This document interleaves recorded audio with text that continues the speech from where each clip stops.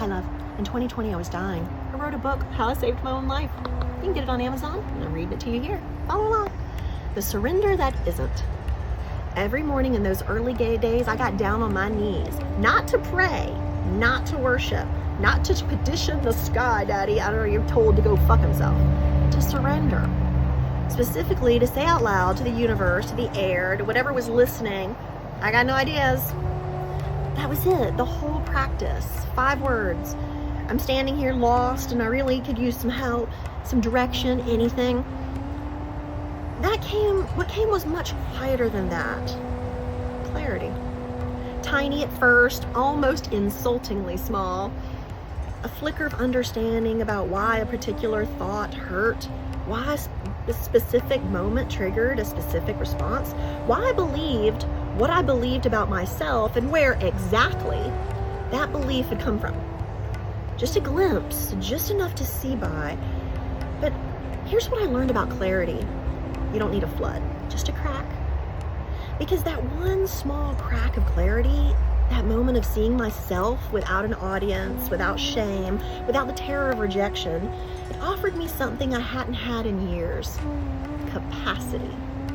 The ability to see myself clearly, to trust my own perception, to build the tiniest foothold of confidence in my own seeing, and little by little, not all at once, not in a moment, but slowly. And then suddenly, the ego melted its icy grip on my identity.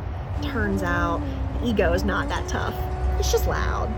And it absolutely cannot survive sustained contact with honest questions.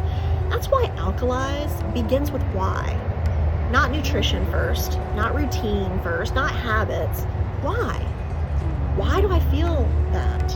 Why do I believe that's true?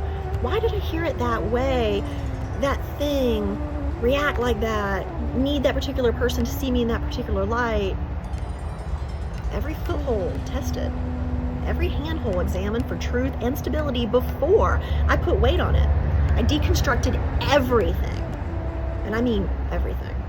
Friends, marriage, career, identity, faith, even my country club tennis team and my entire architecture of my life I had built, more accurately, the life that had been built around me while I was busy surviving. When the false things were confronted with an honest why, they left. Almost like they were a package deal and out with the false god. Funny how that works.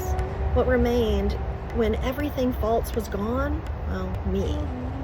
Just me.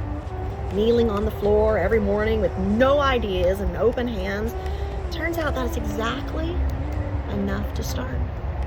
Available on Amazon. Follow. What resonated with you? Let me know in the comments. Love you.